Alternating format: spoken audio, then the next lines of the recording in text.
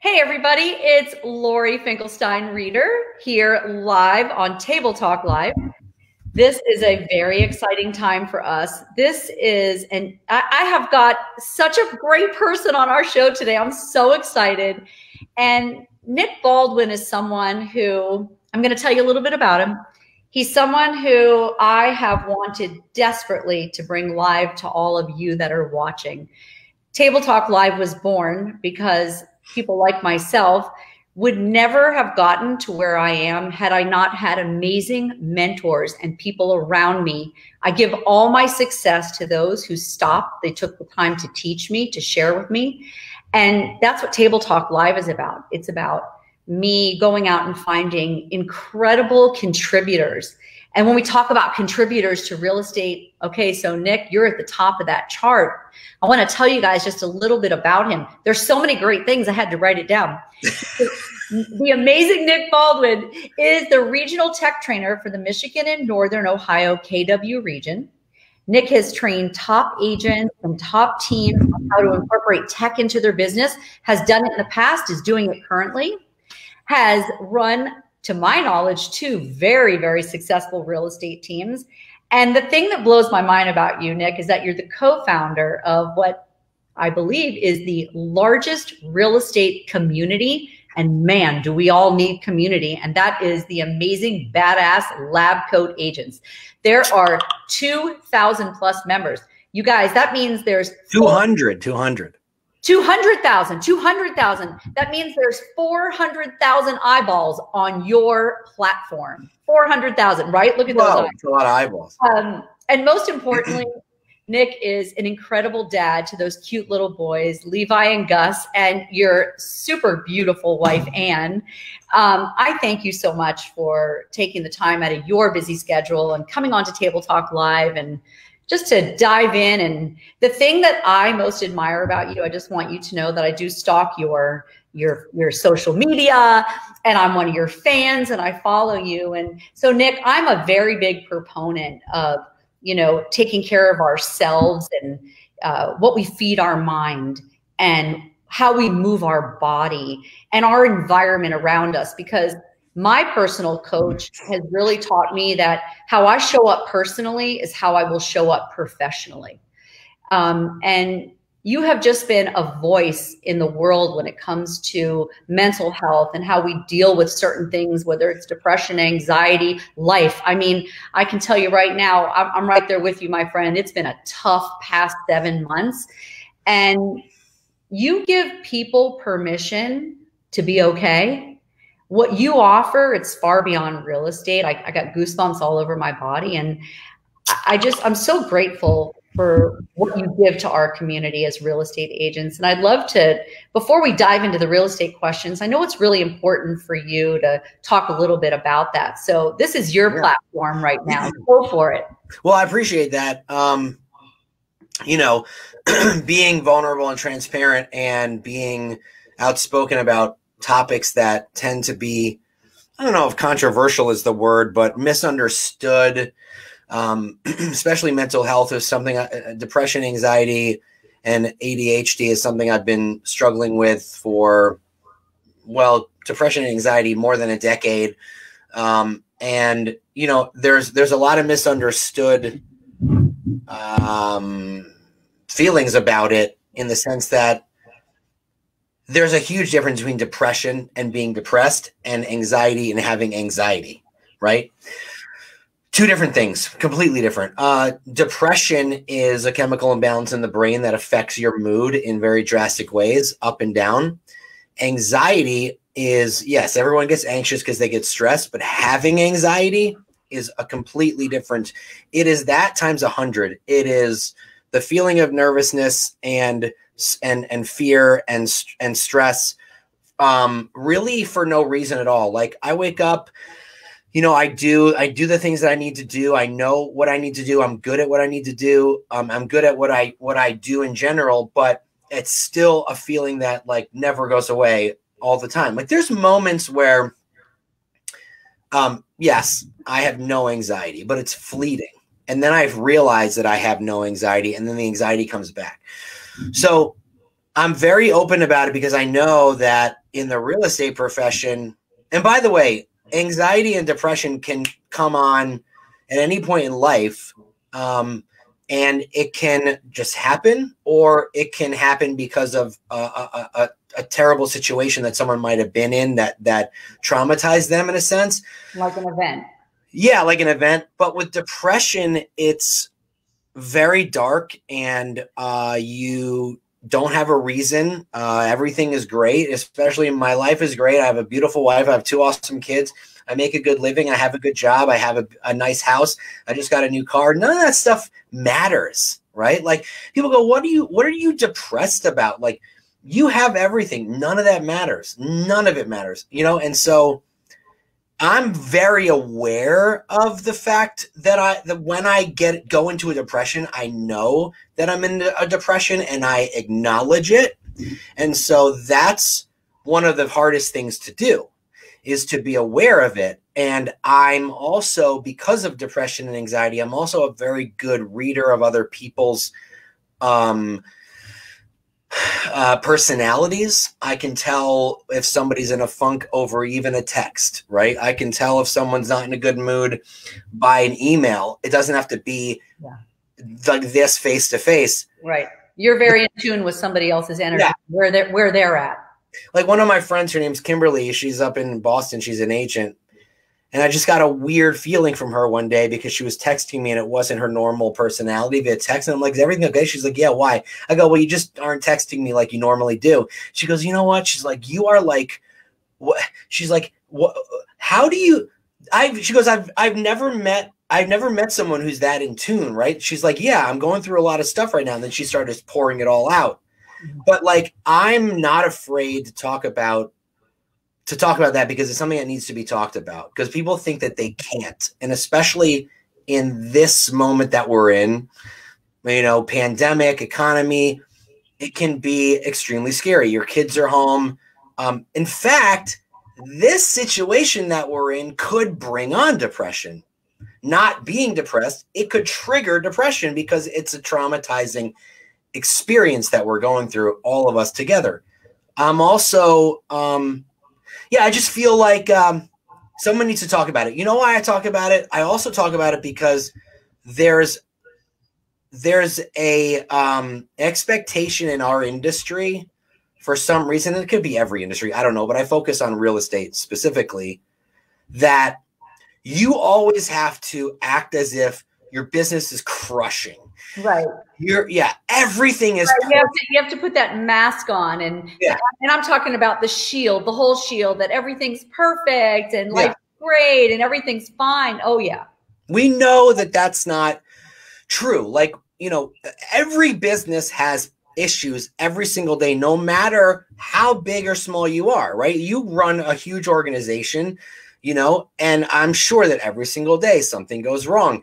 And we have to stop acting like nothing goes wrong. And we have to start acting truthfully and honestly. Mm-hmm. You know, agents like you didn't just get there, but we don't talk about how we got there, what we did wrong on the way up. Right.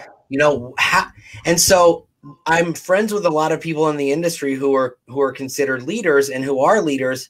And I say to them, I'm like, you know, it doesn't always have to be perfect. Sometimes going out there and saying, listen, I'm having a really rough day. Yeah. Like that can help more people than pretending that everything's great all the time. Absolutely, Nick. You know, everything you say, it's so raw and transparent, and it does need to be talked about. And I've learned so much in the last couple of years. And the biggest thing is my community, the people who are in my community that give me permission to have that bad day. I give them permission to cry because there's a loss or something happened to their child, right? Life is not perfect. And we tend as a community to talk more about failing than about winning, you know? And some people do feel they have to keep up that facade until they can't. And I just think that when someone like you really talks about, because you are so successful, it doesn't mean that you can't have everything in your life. You just have to learn how to grow with it and work through it. Make sure you have the right resources and again, I have so much respect for you because honestly, it's very important that people see someone in leadership that has what you're going through, because it makes it okay for them. And that's super, super important. So with that being said, knowing that you do have this, that you deal with, dealing with it or not dealing with it, how do you keep a strong growth mindset? What do you do so that you can power through it? Because in my opinion, whether this is something someone's been dealing with for 10 years or 7 months, I mean, I'm speaking to people every day, and I feel like I'm a hotline because I want to let people know, I'm here for you. I can help you. We don't have to talk real estate. We can just talk life. So what are some of the things that you do to keep your mindset so powerful?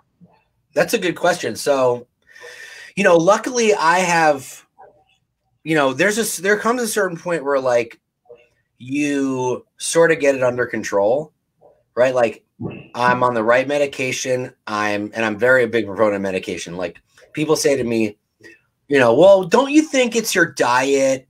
And don't you think it's, how many hours you sleep or whatever? Look at that. None of that matters. None of it, right? None of it matters. It's not what you eat.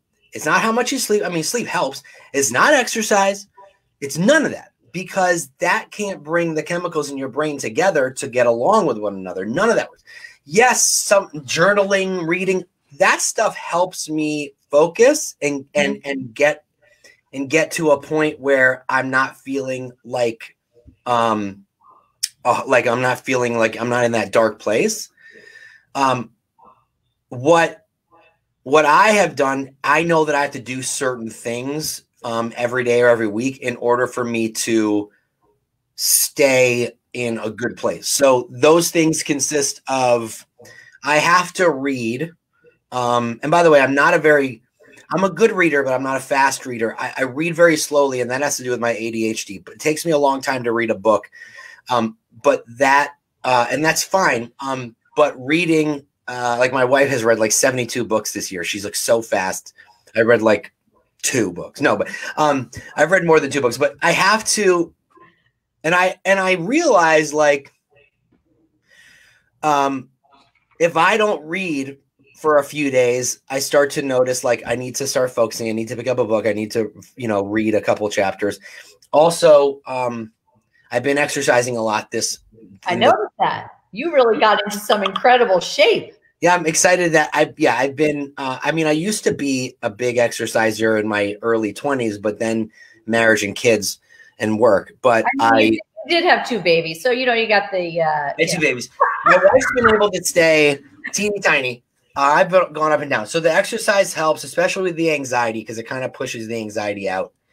And then I have to watch something on Netflix that doesn't make me think about anything, right? I got to watch something that's just stupid and funny. I hope you're watching 90 Day Fiance. Come on. Oh my gosh, Laurie, don't even get me started. Do we have a whole other hour to talk about this? I know the Bachelorette's on tonight, and like that is just the train wreck with this. But what you're saying, it's true. With so much going on in the world, I find a lot of us had to just give up the news 7 months ago, 8 months ago, and watch things that were completely unrealistic to relax us. Yeah, I mean, there's a lot going on. So just having some sort of routine. Now I have an 8-year-old and a 5-year-old. My 8-year-old has Tourette syndrome. And so that's a whole other thing in itself. So he's a special needs kid, but now we're homeschooling and everybody's regular schedule has kind of gone out the window. And so you have to have some degree of normalcy, and you have to have some degree of routine. And I've never been more time blocked in my life since March. And that also helps me stay focused, because if I know, okay, today I've got so much to do back to back to back to back, like no dead time. And so keeping myself busy and focused when I'm focused on work and when I'm focused on my kids and when I'm focused on my wife, if I have a few moments of doing nothing, then I start to get inside my head. So in that sense, I got to stay busy and keep staying focused. Also, social media is not good for mental health. I find myself having to take social media breaks. I find myself having to turn my phone off for the weekend. You know, that stuff is very, very angst ridden, especially with everything that's going on. You can't go onto Facebook without seeing something that's going to make you angry. And so you have to think.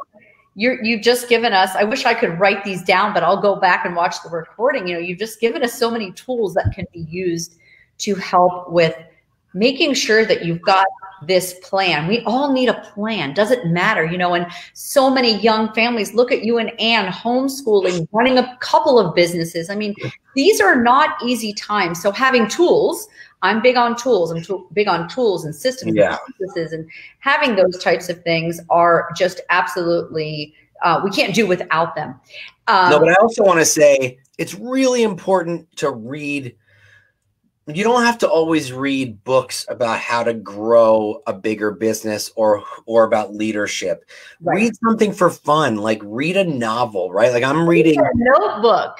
I have a couple books that I read at once because I get bored and I have to switch to something else and I'll come back. Yeah. So I'm reading a book called Ready Player One, which is a novel and it's a fun fantasy book about video games. Then I'm reading the Tim Howard biography. He was considered the greatest keeper in soccer in the world. And he actually had Tourette's and OCD. So I bought this for myself and he wrote one for kids and my son is reading it. So we're reading it together and we're discussing it. Oh, I love that. So, and he has Tourette's, OCD, and anxiety. And when he was on the field, you would never know. Like he was so focused and just like crushed it. He's considered the best goalie ever in the history of soccer. And if you just put your mind to something and just stay focused and you enjoy what you're doing, and unfortunately a lot of people can't do that. But you just have to find a rhythm, you know? Yeah. I think that's just like anything, you have to practice. So you have to practice creating a schedule. You have to practice creating routine and sticking to it over and over and over again. Yeah.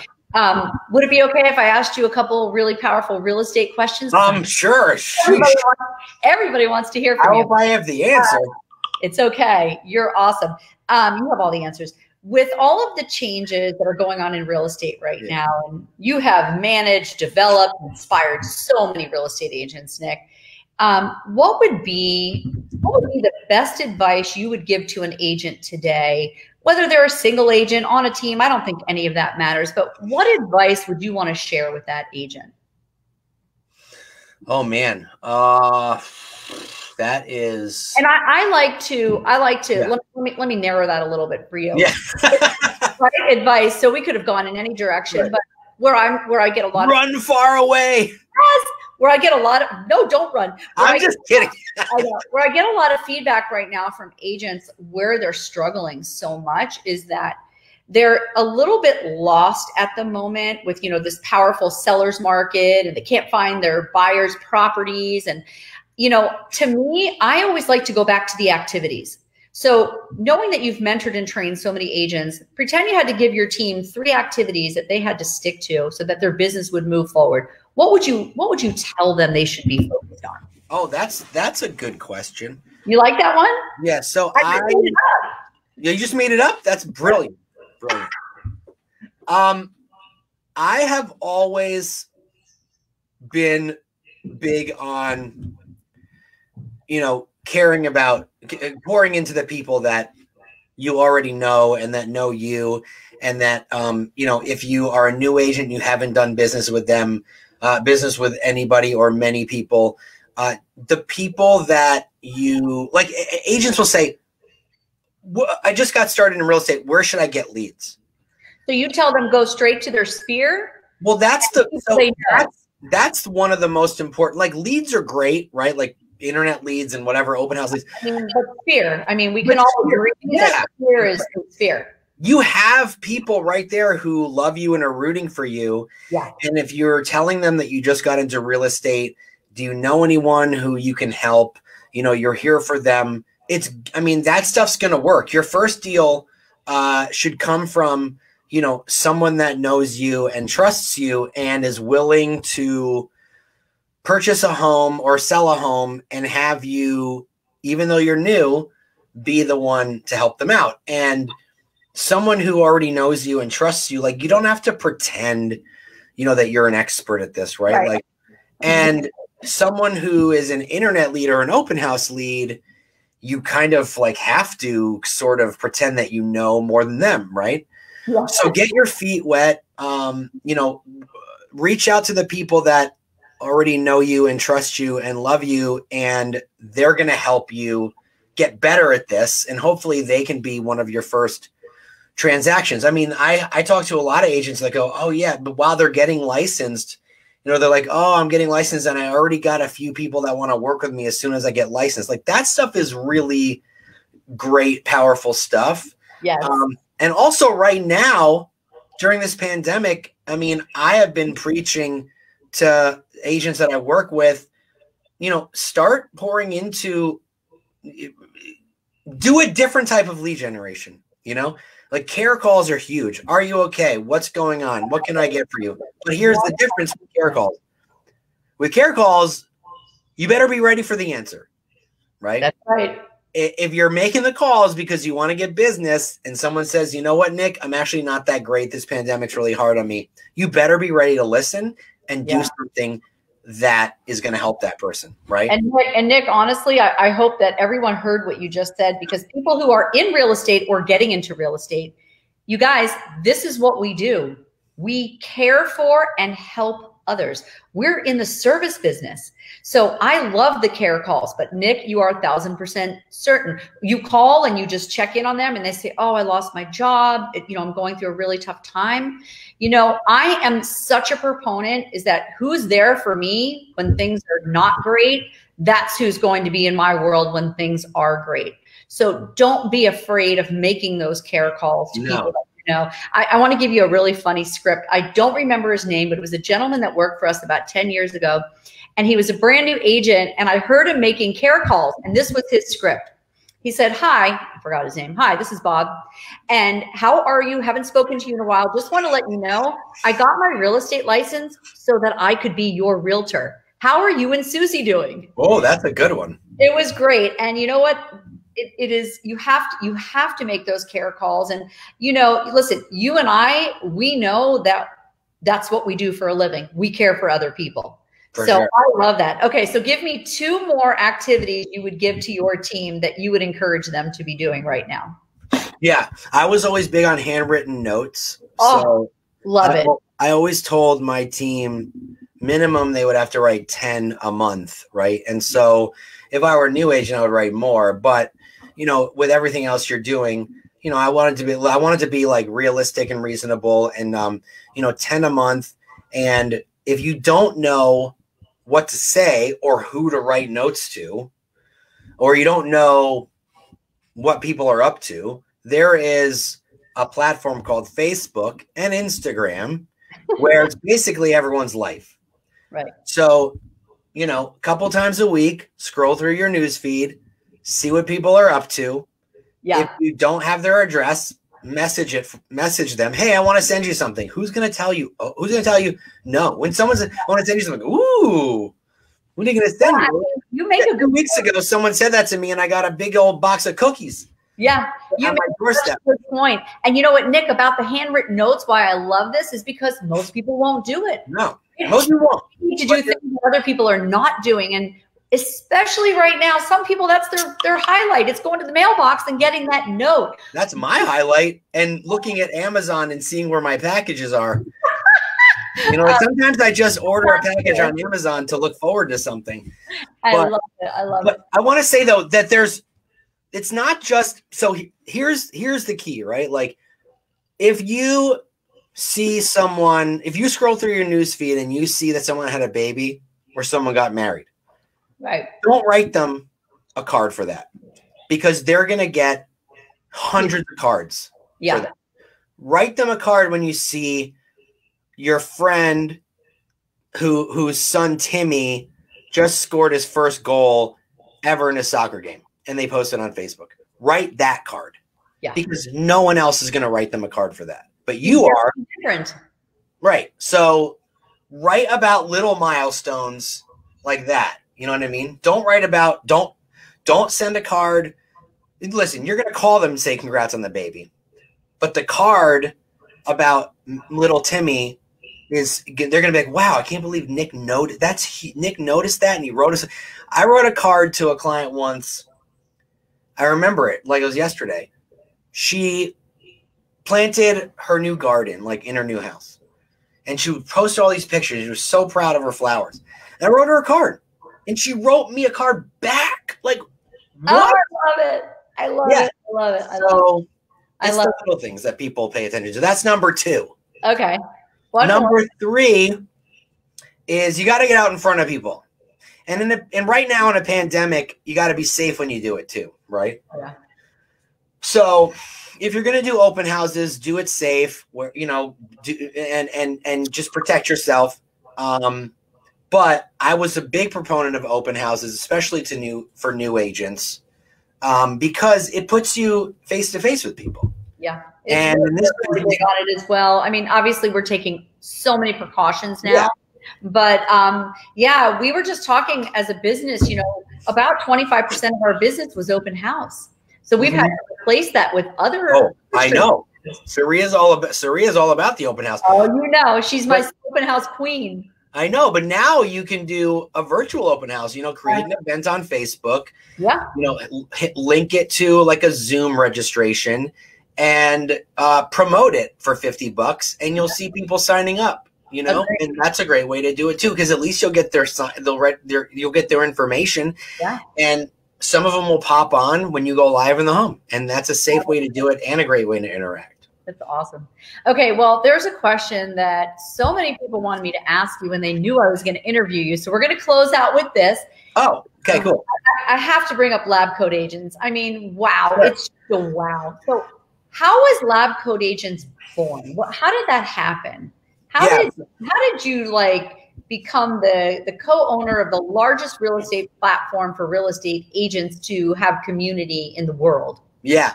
So I just want to say that within the group, we have about 130-ish thousand members. Then we have another group that has about 35,000 members. And then we have, so that's like kind of an offshoot of Lab Coats, but it's still a Lab Coats group. And then we have YouTube, Instagram. So combined, it's around 200,000 followers and members and stuff. And it's not just the group. We do webinars and we do events. We're working on doing a virtual event in the next couple months. We have a website, labcoatagents.com, which is great resources for agents, and it's free. Okay, so it started about 6 or so years ago. My partner and co-founder, Tristan Almada, who's an agent in Los Angeles, he started a group where agents could share best practices. And then it kind of started to grow. And then we were introduced by a mutual friend, and he and I started posting and sharing business practices and things of that nature. And it was one of those things that agents are by default very private about how they generate business, because they're like, well, I'm not going to tell you because then you're going to go do it. I know. And my favorite thing is to tell you how I do it. Right. But most agents aren't going to do it. And if they do it, they're not going to do it as good as you, because you're the one that thought of it. And in sharing something, you're only going to get better. So that's kind of, and then for a while, people thought we had a hidden agenda. Well, we didn't have a hidden agenda. We kept sharing. It grew. And then, technology companies wanted to be in front of our audience. And so one of our models is that we have sponsorships with tech companies. We promote their products. We use their products. We do webinars with them. We talk to agents about the industry and technology and what's working and what's not. And it's just not only is it the largest, it's the most engaged. And in the last 12 months, we've had over 1 million views on our webinars, and we have 5,000 people a month posting in the group. We still have 3,000 people a month joining. It's like never dying. It's just growing. And so it's just a community of sharing and best practices. And listen, it's the internet. There's going to be people that aren't nice. Right. Right. And I love when you call them out. Well, listen, it's like people go, oh, I can't believe LCA is so rude. I'm like, no, the internet is rude. Right. No, but it's really interesting. And I'm listening intently to everything you're saying. That coffee looks really good. Oh, it's so good. It's the new pumpkin cream cold foam cold brew. Oh my gosh, it looks delicious. But I'm listening, and I know this is going to be a different perspective, but what I hear listening to what you have been a part of, I just want people to know, everyone starts somewhere. What Nick is saying is like 6 years ago, he started working on something that has grown into something massive. And I think people, they have ideas and they have so much to offer and expertise, but they're always afraid to get started because it always seems so far out. But in this day and age, there's not a lot you can't accomplish in a 2 to 3 year period. Everything happens so much faster. It's just a matter of making the decision and starting it, whatever it is, it doesn't matter. But I love lab coat agents. I follow a lot of things that you put in there because, as with everything, you're very transparent. You call it like it is. I can believe everything you say because you say it the way it should be said. And again, Nick, my biggest attraction is that you give other people the freedom, the comfort, and the right to be who they are. And, listen, to me, we're all God's gift. And every single person, we deserve to be loved for who we are and respected for who we are. And I'm just so grateful to have had the opportunity that you were to give me 30 minutes of your time. And if there's anything else you want to add as we sign off, it's all up to you, my friend. Oh, no. I mean, I appreciate all of that. And I've always respected you. And, you are running an awesome business and you've always been so supportive. So I want to say thank you for that. And, Saria is one of my closest friends. And even though I drive her absolutely crazy sometimes, she's the best. She's the best. She's the best. And so thank you. I appreciate that. And I mean, listen, I've been in the business for 14 years, but it really wasn't like, it was really probably like, I don't know, 4 years ago 4 or 5 years ago when I really started to kind of get serious and focus on what direction I should go in. And, I'm doing what I like to do right now.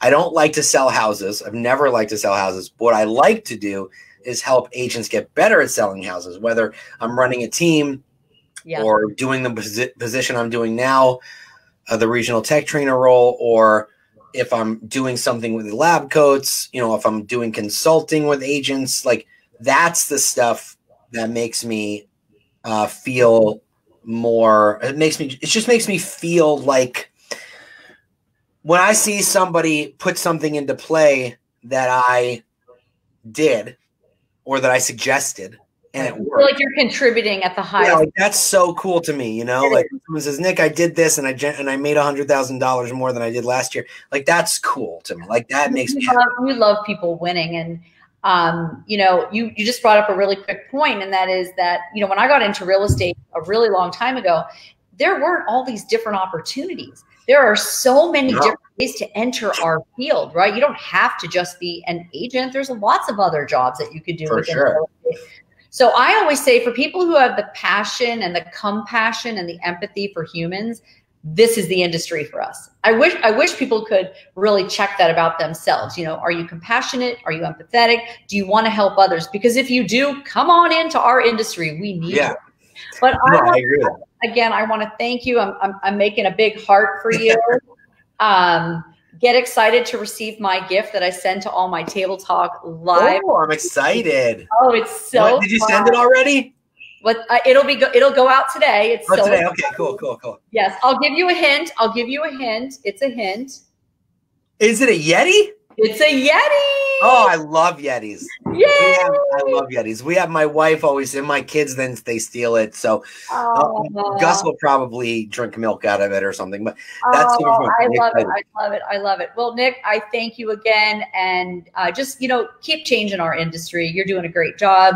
Well, and thank you very much. Just thank you so much. Thanks thank you, Laurie. Have an awesome day. I appreciate you having me on. Take care, Nick.